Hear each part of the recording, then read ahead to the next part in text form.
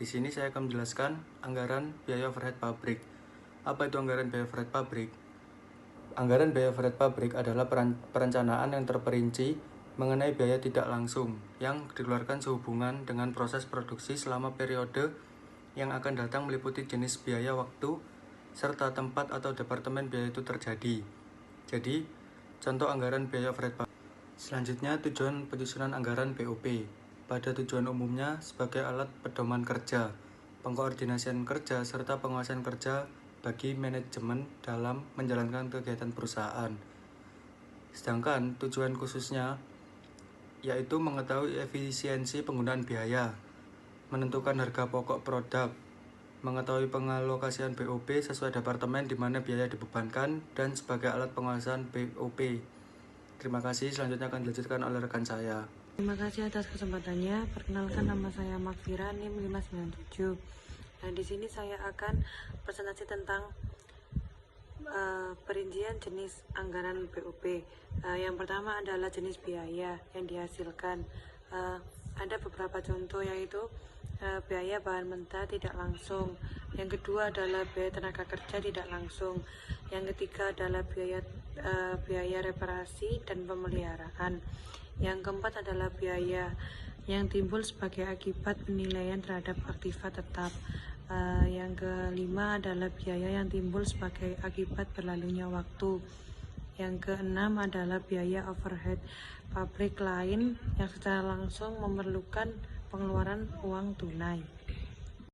Selanjutnya yaitu adalah departemen atau tempat biaya dialokasikan, yaitu ada dua departemen. Yang pertama itu adalah departemen produksi, merupakan departemen di dalam pabrik yang mengolah bahan mentah menjadi barang jadi atau produk akhir dan menjadi bagian secara langsung memproses barang jadi. Departemen yang kedua adalah departemen jasa, merupakan departemen di pabrik yang menyediakan jasanya dan secara tidak langsung ikut berperan dalam proses produksi. Terima kasih. Nah, di sini saya akan melanjutkan slide kedua, yaitu penentuan anggaran BOP harus memperhatikan. Yang pertama adalah penentuan jumlah anggaran BOP, dan yang kedua adalah penanggung jawab perencanaan BOP. Di sini saya akan memberi contoh yang penentuan jumlah anggaran BOP, yaitu yang pertama adalah sifat biaya, yang kedua adalah wewenang menentukan anggaran. Yang kedua, contoh dari penanggung jawab perencanaan BOP sendiri, yaitu yang pertama adalah bagian produksi, seperti mengolah bahan baku jadi. Yang kedua adalah bagian jasa, itu seperti menyediakan jasa dan secara tidak langsung berperan dalam proses produksi. Terima kasih. Assalamualaikum warahmatullahi wabarakatuh. Nama saya Matris Alfiani dengan NIM 2018-210602. Di sini saya akan melanjutkan presentasi dari rekan saya, yaitu dengan menjelaskan BOP menurut bagian yang bertanggung jawab. Nah, di sini perusahaan juga memiliki departemen pembantu, seperti misalnya departemen pembangkit tenaga listrik, terus departemen bengkel, dan departemen air. Nah, ditinjau dari hubungannya dengan departemen-departemen yang ada dalam pabrik, biaya overhead pabrik dapat digolongkan menjadi dua kelompok. Yang pertama ada BOP langsung, terus yang kedua ada BOP tidak langsung. Nah, di sini biaya langsung atau BOP langsung yaitu biaya produksi, yang dimana biaya yang langsung menjadi tanggung jawab bagian yang bersangkutan dan tidak dibebankan ke bagian lain. Nah, dengan kata lain, pabrik yang terjadi dalam departemen tertentu dan manfaatnya hanya dinikmati oleh departemen tersebut, seperti contoh gaji mandor, terus departemen produksi, biaya depresiasi mesin, dan biaya bahan penolong. Nah, untuk BOP tidak langsung atau biaya tidak langsung, di sini yaitu BOP jasa. Nah, di mana biaya yang menjadi tanggung jawab beberapa bagian dalam pabrik. Nah, dengan kata lain, pabrik yang manfaatnya dinikmati oleh lebih dari satu departemen, yaitu contohnya biaya depresiasi, terus pemeliharaan dan asuransi gedung.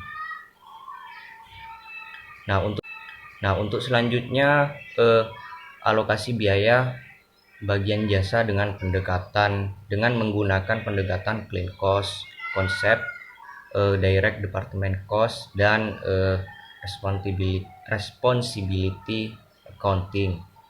Nah, yang dimana BOP jasa langsung dialokasikan ke bagian produksi berdasarkan proporsi pemakaian jasa oleh masing-masing bagian produksi dan dengan perhitungan yaitu BOP murni. BOP murni produksi dijumlah dengan BOP jasa dan hasilnya akan menjadi BOP produksi. Sekian presentasi dari saya, selanjutnya akan dilanjutkan oleh rekan saya dan hasilnya akan menjadi BOP produksi. Sekian presentasi dari saya, selanjutnya akan dilanjutkan oleh rekan saya. Terima kasih atas kesempatannya. Saya Jan Zakia Permana dengan NIM 2018 210629. Di sini saya akan melanjutkan presentasi dari teman saya, yaitu mengenai faktor-faktor yang mempengaruhi biaya overhead pabrik. Anggaran unit yang diproduksi, terutama yang berkaitan dengan kualitas dan kuantitasnya dari waktu ke waktu selama periode yang akan datang. Artinya, perlu diperhatikan dengan baik unit yang akan diproduksi, khususnya terkait dengan kuantitasnya. Jika unit yang diproduksi mudah rusak atau tidak sesuai standar atau kriteria yang dibutuhkan pasar atau tidak sesuai dengan jumlah permintaan yang potensial, maka realisasi dari anggaran BOP akan melenceng atau berbeda jauh dari yang dianggarkan, yang tentunya akan mempengaruhi citra dan kinerja perusahaan, khususnya citra atau penilaian kinerja sang manajer beserta pejabat-pejabatnya terkait lainnya dalam perusahaan. Yang kedua adalah berbagai standar yang telah ditetapkan perusahaan maupun regulator, seperti misalnya standar pemakaian bahan pembantu agar produk terlihat lebih mudah, lebih indah, dan dengan biaya yang optimal. Pemakaian listrik demi efisiensi biaya listrik, pemakaian maksimal bahan-bahan kimia dalam produk obat-obatan, dan yang lain-lain. Yang ketiga, ada sistem pembayaran upah yang digunakan perusahaan. Apakah menggunakan sistem pengupahan borongan, atau sistem upah kerja, jam kerja, atau sistem co-partnership berupa upah kepemilikan saham atau obligasi, sistem upah premi, atau yang dikenalnya sebagai bonus, atau sistem upah berkala, yaitu jumlah upahnya berdasarkan kemajuan dan kemunduran realisasi penjualan produk. Yang keempat ada metode depresiasi yang digunakan, khususnya terhadap aset tetap. Jika mengabaikan asumsi penggunaan metode depresiasi ini, maka hasil atau akurasi dari anggaran BOP tentunya akan berkurang. Yang terakhir ada metode alokasi biaya yang digunakan oleh perusahaan dalam memecah biaya menjadi beberapa kelompok di mana biaya tersebut terjadi.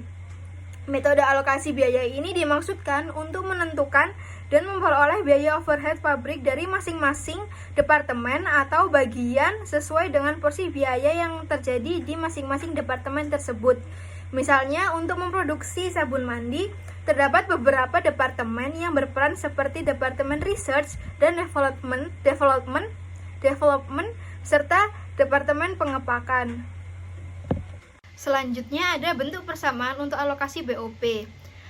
Dengan rumus X sama dengan BOP bagian Y sebelum alokasi ditambah presentasi penggunaan jasa X oleh Y dan jumlah BOP bagian Y setelah menerima alokasi biaya dari bagian X.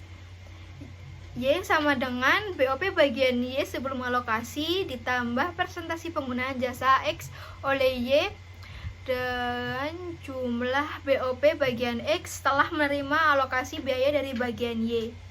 Terima kasih atas kesempatannya. Itu saja. Wassalamualaikum warahmatullahi wabarakatuh.